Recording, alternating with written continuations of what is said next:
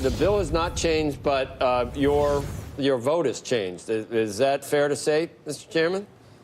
Well, number one, just to state for the record, I never said I would vote against it. What I said was we weren't going to vote on it until we had a pathway forward for a lot of our strong pro-growth bipartisan bills. We now have a path forward. We have a commitment from the Senate that they will bring those bills up, and they will bring them up for a vote. So, yeah, I went from saying we're not going to get this done to let's get it done yesterday.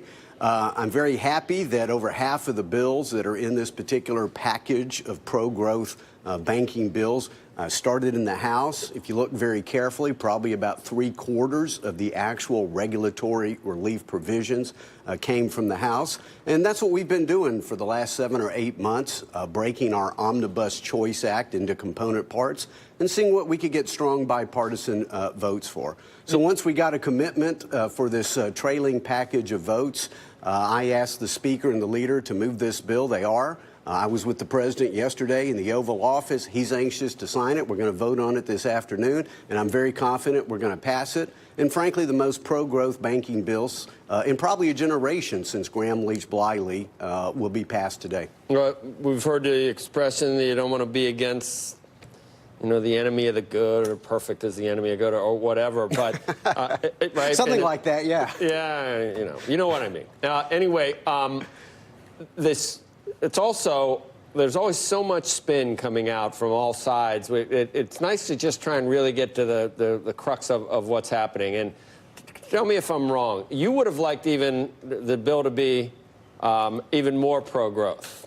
Well, of course. And that's what you were talking about last time. But there are moderates that you weren't necessarily going to get on board if you changed it too much, where it became where there is, not enough regulation in their view. Now, and I'm leading to something. Also, be nice to get a win for the GOP and for the president, because I'm just looking at some of these numbers for the midterms, and you're leaving at the end of the year anyway. So, I mean, that's part of it, right? Get a win before you go out, at least have a bill that gets passed.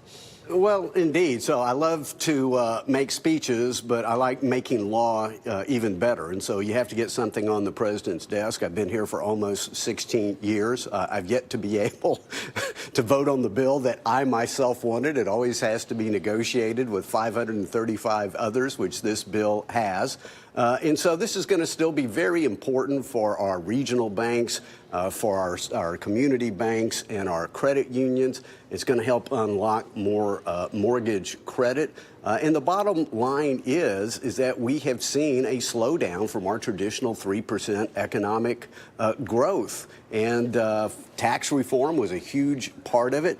But tax reform alone can't get the job done. You have to have regulatory reform from just a morass of bureaucratic overlaid rules on our financial system. And so this is an important part of that. I would have liked a more robust bill. I wish the bill actually did 10% of what Elizabeth Warren and Sherrod Brown claims it does. It doesn't, but it's still an important piece of legislation, and I'm glad I could play a small role in it. Well, let me ask you what I'm referring to. So this roll call report out today, 19 changes in the landscape for the midterms, and they're all Democratic. The advantage went to the Dems on this, and in terms of this website, now 68 seats, Republican seats, are rated as vulnerable, and just 10 Democratic seats rated as vulnerable.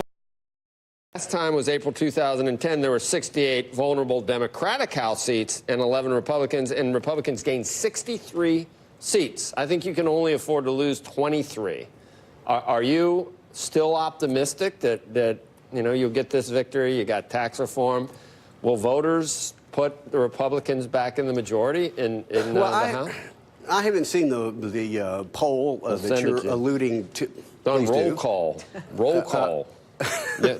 I've heard of the publication, please. I don't read it every day. Here's what I do know. I know that the president's enjoying all-time favorability ratings, still upside down, but his trend line's in the right direction. What we call the generic ballot test has collapsed nicely in favor of the Republican Party. At one time, we were 13 points down. I think now, in most polls I'm seeing, it's about a 3 to 4% deficit. The economy's headed in the right direction. Thankfully, I think we're going to avoid any kind of global trade interruption, something I've been very nervous about. And then, frankly, the passage of this bill will be helpful to a sector of our financial markets as well. So I'm optimistic about the future. And again, the trend lines are in the right direction. And last I look, with the exception of the Texas runoffs, which are being held today, otherwise the election is held in November. You're not going to have a Corker moment, are you? Are you going to get close to when you're leaving and decide, you know, I'm Joe, it's a little late for that, given that they have the runoff today for my seat. So it's a little too late. Chance. No, it's beyond Do it last right chance, now. Becky. It is beyond last chance. And by the way, you don't look very upset about that either, Jeb.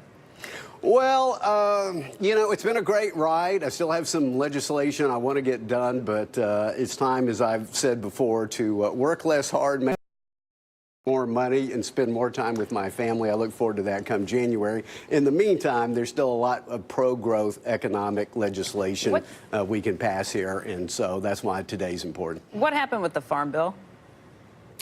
Well, one, I'm not a fan of the farm program itself. I say that as somebody who grew up working on a farm, whose dad was a farmer, granddad was a farmer. So I don't like that portion of the bill.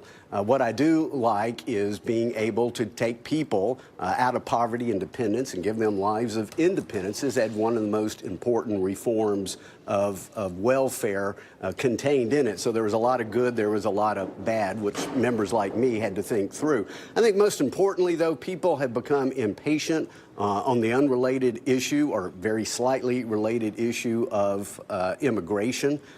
Members of all sides of the political spectrum know that something has to be done, and the process has moved too slowly. And I think you saw some of that erupt last week.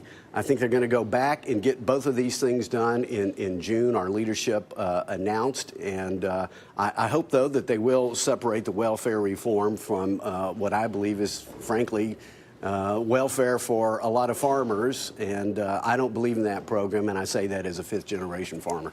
There's been a lot written that Paul Ryan is losing control of trying to manage this party. And it's been a difficult party to try and keep together. There are a lot of different opinions that are in it.